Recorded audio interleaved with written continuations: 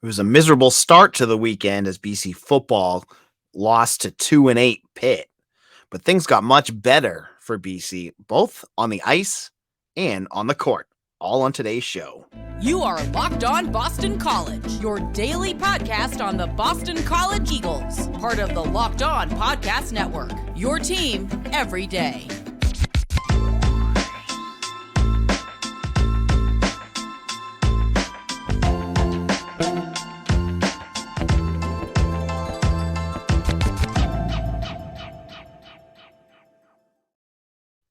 Hello, welcome. This is Locked On BC. I'm your host, AJ Black, editor and publisher of Eagle Insider. Today's episode is brought to you by FanDuel. Make every moment more. Right now, new customers get $150 in bonus bets with any winning $5 money line bet. That's $150 if your team wins. Visit FanDuel.com/lockedon to get started.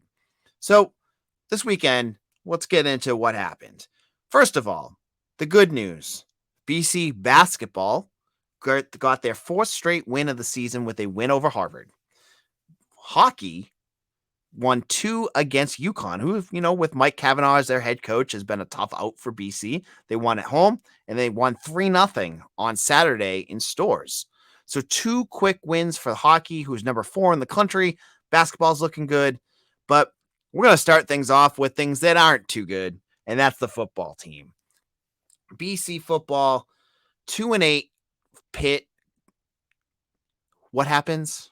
You know the answer. If you listen to our live game recap, BC loses 24-16 to a bad Pitt team. BC made Pitt look like the old Pitt teams that won 10 games and there were issues on both sides of the ball. The defense, oh my gosh. We'll get into that. We'll get into the offense. But this episode is not a recap of that game. If you want the recap of the game, go back in our archives on YouTube or on any podcast that you have. Mitch and I spent 30 minutes lamenting everything that happened in that game. And I really don't want to have to live it over again, so I'm not going to. This episode is to give you the takeaways from that game. What did we learn about BC in game number 11? Because it's different than what we had going into this. So, one of the big takeaways for this game is the defense does not have enough talent. There is not enough talent on that defense right now. And I'm worried about that because Jeff Hafley was brought in as, he was a Broyles Award finalist at Ohio State. He brought in defenses. He's worked with Richard Sherman and Darrelle Revis.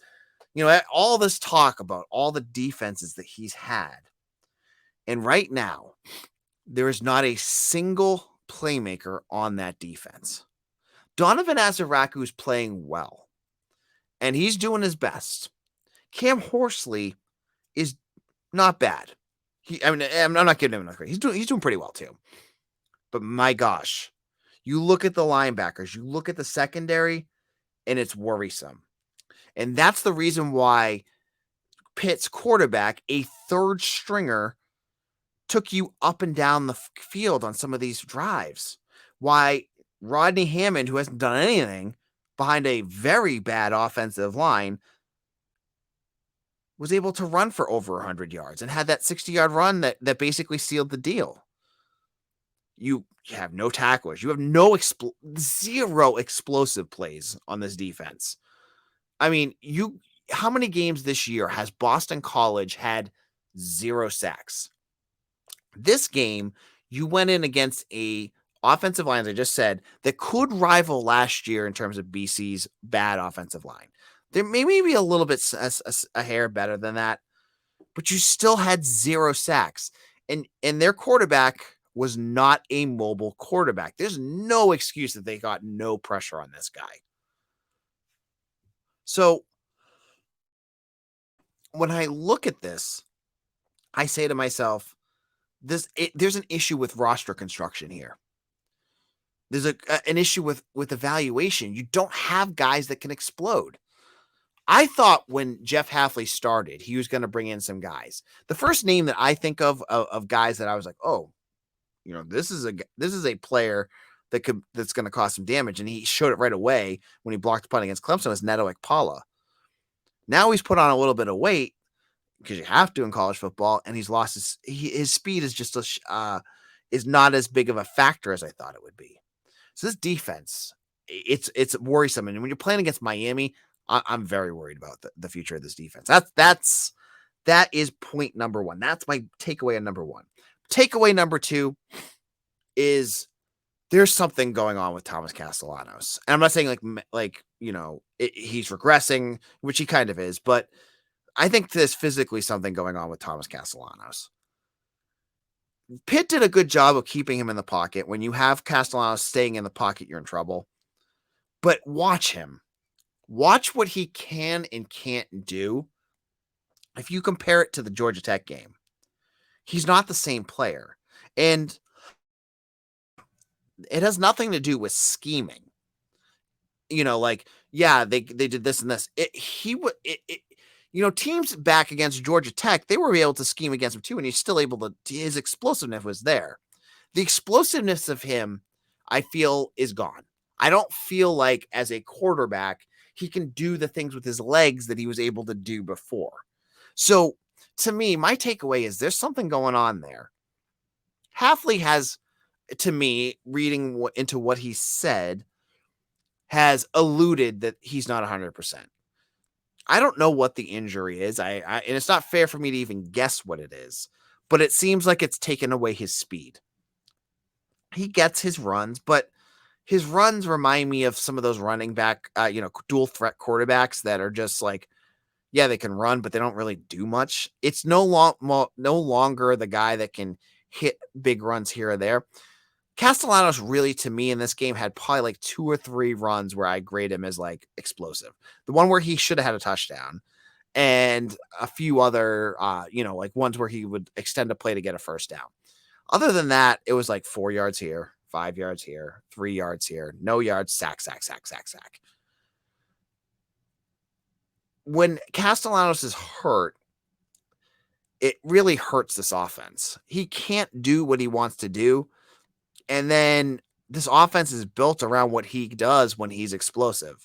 So on that note, it's a lot on the coaching staff for not adjusting what they do. If he's hurt the way he's hurt, I said this on Twitter, I almost think that maybe going to Emmett Morehead at times might be better. Like, I know he hasn't played, and yeah, he's probably not as accurate at time as you'd want him to be, but he can throw the ball. Castellanos isn't really giving you much with his legs. I mean, he's got a few, as I said, a few runs here or there, but Emmett Morehead, like, I feel like at times the way, I mean, BC scored 16 points against Pitt. They scored 14 points against Virginia Tech. I honestly don't even remember how many points they scored. That game is blurred in my mind. Castellanos is not doing it right now. His PFF grades are all in the 50s now. He looks like a liability because he is. That's an issue. And so you got one more game with him. I don't know what they're going to do with him. And then it's off to the bowl game. And maybe in a month we'll see the old Thomas Castellanos, but right now it's not him. In a moment, I want to give you a few more takeaways, including what my thoughts are on this coaching staff and a whole lot more. You're going to want to hear my thoughts on all that in just a moment. Now, college students, listen up. There's this incredible app called Listening.com, which can take any academic paper, PDF, or class material and turn it into an audiobook. Are you an auditory listener? I know I can be at times. This is great. It can read math equations, technical words, and complicated documents. It knows to skip all the citations, footnotes, and references, and let you jump straight to the chapter or section you want to listen to. It even has a one-click note-taking button, which it automatically puts the last 10 seconds into a notepad, so you don't have to type notes while you listen. And best of all, if you use the link listening.com/lockedon, you'll be able to get your first 3 weeks for free. So go ahead and give it a try. Usually it's a 2-week free, but you can get an extra week when you go to listening.com/lockedon. I'm telling you, folks, if you are out there, you're an academic, you're getting ready for exams, and you need to catch up on some work, listening.com is a great deal right now. It'll get you through finals. So go to listening.com/lockedon, get that deal today, and check it out. You won't regret it. This is Locked On BC. I'm your host, AJ Black. one more game to go. It's on to Miami, and then it's a bowl game. We'll find out where BC's bowling. I saw today, I want to, just before we get to our takeaways from this last game, ESPN has one of their projections that BC's going to go to the Sun Bowl, which I know a lot of folks have been hoping for, which honestly would be a best case scenario. Who would they play? USC. And the neck on my hair stood up when I saw that, because I was thinking, oh my gosh, that offense against BC's defense would be horrifying the way that BC's been playing of late. But then I also thought USC would be playing without Caleb Williams, because I can guarantee you he's not going to play in the Sun Bowl. And B, their defense is wretched. Like wretched. So maybe that'd be a fun bowl. It would be better than Fenway or Military, I can tell you that. But we'll have to wait and see where the bowl comes. That's going to have to wait for another 2 weeks, because I believe it doesn't come out until the end after the conference championship game. Now, a couple last thoughts on our takeaways from this game. My first is on coaching. I don't understand the offensive play calling right now going on with Boston College. Kai Robichaux missed the week before, and you got him back, and you're listening to Dan Mullen on the call, and they're talking about how this guy can drag out defenses and wear them out as they get tired of hitting this big, brick wall that just keeps running at you over and over again. We saw him running and getting to the second level on, 3 or 4 runs. Then what happens throughout the game? You get points where he doesn't play. The second quarter, I believe BC had like 4 runs. Then every drive seems to die on Thomas Castellano's arm or a sack. Why aren't they running the ball with Kai Robichaux? And if the answer is he's too hurt to do that, then I would follow that up by asking, why isn't Alex Broom running the ball? And on top of that, even if Kai Robichaux is running the ball healthy, why isn't Alex Broom running the ball, period? Because he is a guy, and when you're wearing down defenses, could be your home run threat. And I think he had 3 runs throughout this game. So to me, watching this offense, it strikes me as you have a solid game plan that no one can stop your run game. And if they can for 3 downs, you're going to go run it against them for 4 downs. But this team does not have the patience to keep doing that. What I keep seeing is them running. And then for some reason, Castellanos will try to pass the ball and either throw a bad pass or get sacked because he can't move like he used to. I joked going into this game that I was going to get angry if BC threw a pass. Well, they threw passes, and it infuriated me because every time they went back to pass, it would just blow a drive dead. I honestly believe that there was ways that BC could have ran 10 pass plays that entire game, 15 at the most, and been able to run the ball effectively. They could spread them out, run, misdirections. They could, get it to the outside, do it the inside.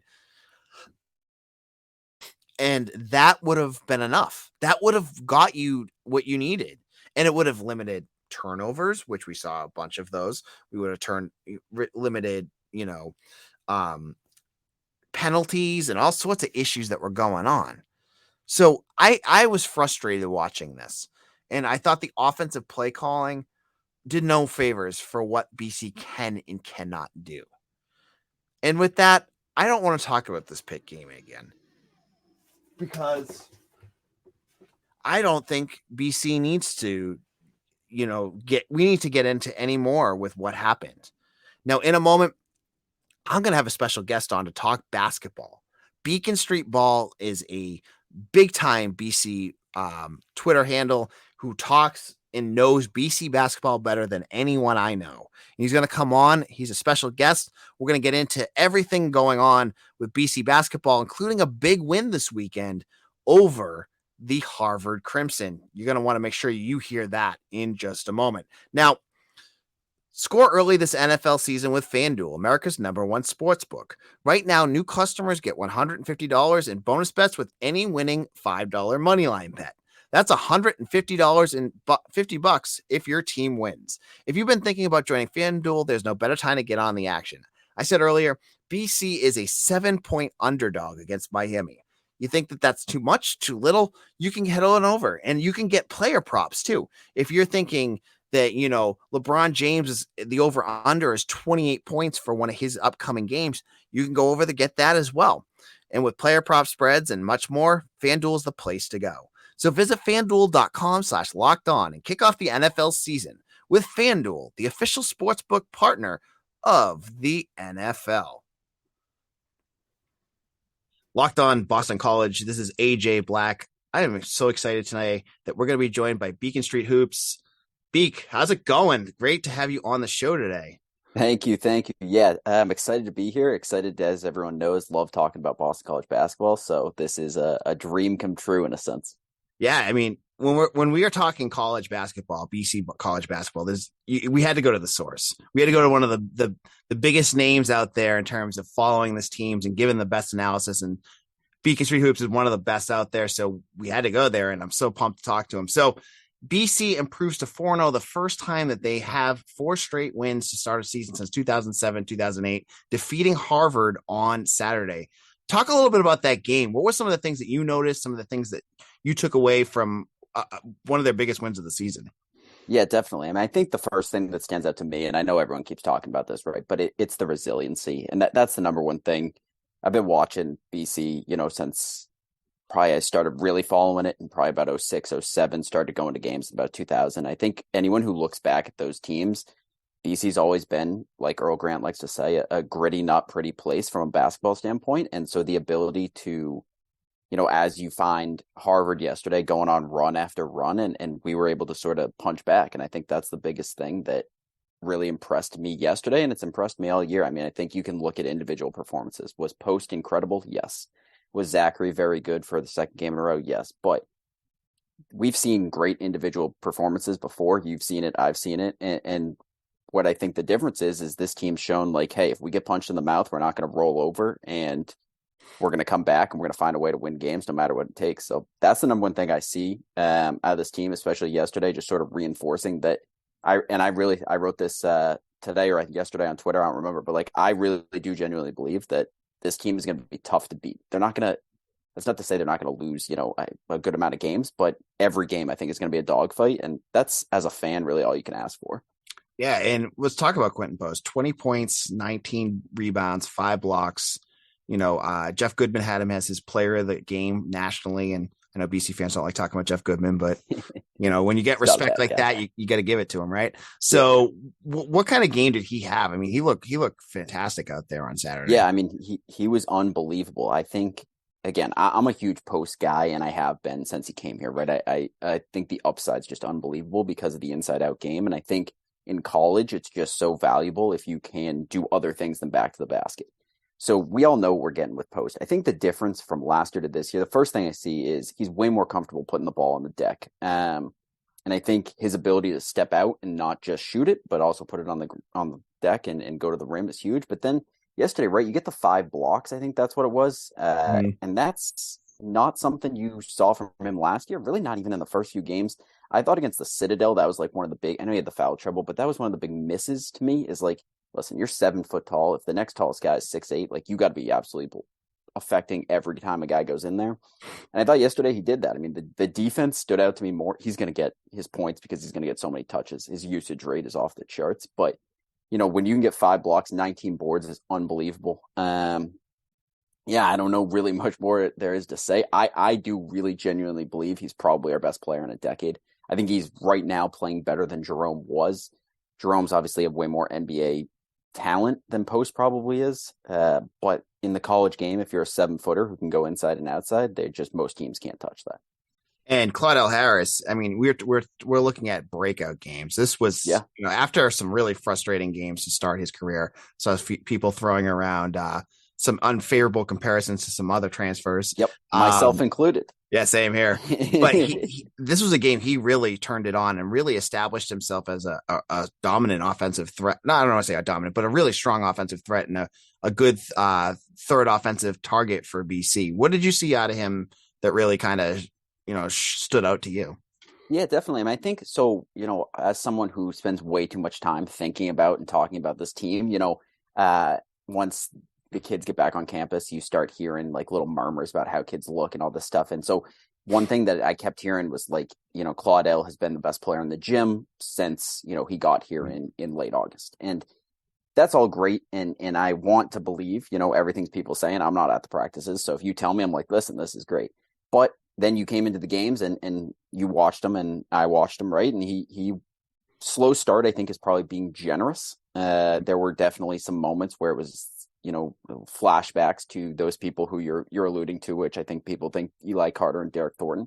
Yep. So, that's not who he, by all accounts, was in practice. So you got to give him the benefit of the doubt. And then yesterday, that's exactly what, as a fan of BC and like somebody who I think really views this team as having that NCAA potential, that's what you need. You need that sort of microwave-like scoring that, a lot of these teams get that BC just hasn't had from like a second or third option since I was much younger and couldn't even tell you who it would have been. But, I thought his ability to work off the bounce was much better than, what we had seen. He's going to be a fine knockdown shooter. I'd say the same thing about a lot of the team. Like in rhythm, these guys, they're D1, basketball players. Like if they can't make 30, 40%, we have a bigger issue. But I thought he was much better. A couple times where he, caught and then went around the screen and did the pull-up jumper, which is, his bread and butter by all accounts. And so that's just what you want to see. But I thought he was really, really good. And I do want to say too, like just about him, I think his defense is very underrated. Like I think everyone, when you looked at this team, myself included, the biggest issue was like, okay, Mackay is your heartbeat, but he was also a very good defender. And I thought his defense had been above average throughout. Probably doesn't get enough credit from that. But again, yesterday, I thought they had him on Mac for a little bit. And they definitely had him on guys who were a little bit bigger. I'm not going to know the names off the top of my head, but I thought he did a really good job staying in front. So again, everything yesterday went, I know it was a close game, but there was not a lot to complain about if you ask me. So moving forward, it goes from tough to tougher. They get Colorado State. Colorado State is not an easy. I know a lot of folks may not know about them other than Steve Adazio was their coach for football, but they're a good program. They're a good team. Do you know anything about them or in terms? I started because I have nothing better to do with my life. I started watching their tape actually before the game yesterday. I watched the condensed game, which is how it's one of the greatest things on YouTube. You can watch like a whole game in 22 minutes. Mm-hmm. They're really good. I think they are by far the most talented team that we've seen. Isaiah Stewart, I think is his name. He's their lead guard. He's going to be pretty much Malik Mack, but probably a little more under control and a little bit more disciplined. Mm-hmm. But the number one thing I see, which I've talked about a lot, in my tweets, and I wrote about this today, but, they run a very similar offense to Richmond. It's a lot of backdoors. It's a lot of, let the big, which their big is only 6'8". I think that's a positive for BC with Post. But they're going to do a lot of, train you to the ball and then cut away from it. And I think BC's got a fighting chance. Our biggest problem is going to be, in my opinion, can we not foul? Because if you want to take one thing away from the game yesterday, Glock's fouling was a concern. I don't really mind the fouls as much as the frequency in which they were picked up. I think he got 3 and 4 within like 75 seconds of each other. Yep. You saw the same thing against the Citadel. Post, obviously the technical, but it still can happen. I mean, he picked up 1 and 2 very quick. And so I think that's the biggest concern because I really do think against teams like Colorado State or better, like, I don't know if you're going to be able to rely on Armani Mighty or Prince playing like extended minutes as the 4. He can be on the floor. I like Prince, but him playing the 4 worries me. Mm-hmm. So that's what I think. But I really do think it's a winnable game. I expect it to be close. And hopefully they win because I really, really want to see Creighton. Yeah, that would be incredible. So given what you've seen through the first 4 games, 4-0, that is nothing to sneeze at. That's something BC has not done in a long time. They're taking care of business. They're winning games. How has this impacted what you view the outcome of this? What you're hoping for the rest of the season? Do you see what's your ceiling? What's your floor? Where are you kind of at with this right now? Yeah, I mean, I think the biggest thing in the short term is, and I'm going to sound like Earl Grant here for a second, but I really do view it as two seasons, the non-conference and the conference. And I think we can all say that if they were to lose to one of these low majors remaining on the schedule, which I think is Central Connecticut, Lehigh, Holy Cross, I might be missing one. Like that's a major disappointment. I think they've proven that they should go undefeated against I'm not going to include Colorado State, but anybody in sort of that, lower major tier. Do I think they're going to win both games in Kansas City? No. Do I think they're going to beat St. John's and Vanderbilt? Probably not. But I do think there's a chance they sneak out of non-conference at 9-2, and then the tournament has to be the goal. It would be unrealistic not to say. Anyways, I again probably spend way too much time watching ACC basketball, but it's a weak ACC. Anybody who says otherwise, I mean, Miami today beat Kansas State in a game that was probably closer than it should have been.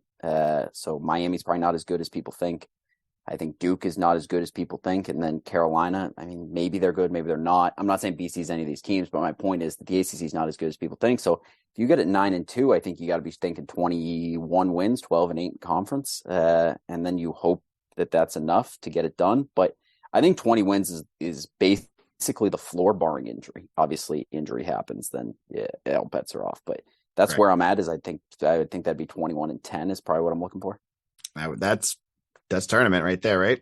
You would think so. I mean, I think you never know. Pitt last year, I think, won 24 games and didn't get in, which is unbelievable. But listen, I think as BC fans, we can both say, like, if a team won 20 games, I don't even care. Like, I'll obviously be mad in the moment if they don't make the NCAAs, but if you're telling me we can get back to winning 18, 20 games, like, I'll be over the moon. After the Steve Donahue and Jim Christian. Oh, yeah.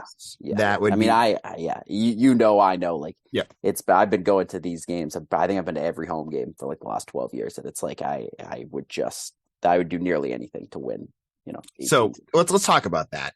You are one of the major factors behind the sickos movement, right? Yeah. And I got to the game yesterday. I brought my kids. We had a blast. And the kids are there. The kids are showing up. You got Gru and the minions. You've got, fans everywhere. Talk a little bit about what went behind that. Cause I think a lot of folks and even older fans are watch and see what you guys are doing and respect the hell out of it. Cause it's a good thing for the program. Yeah, for sure. The truth of the matter is myself and another guy on Twitter, BC Ball Hot Takes, we have been going to these games together for about 15 years. I've known him forever, and we just family-wise, we would go to games together. And so he's a huge college football guy. I don't watch as much college football, but he wanted to turn BC basketball basically into an SEC message board. That was his big premise. And so we were driving home from a game one time, and we came up with Defend the Nut as sort of our slogan. Mm-hmm. And we honestly just thought it was funny, and we were like, hey, maybe this will get kids more engaged. Maybe they'll make some signs, whatever. I think it was a couple games before the Notre Dame game in 2021.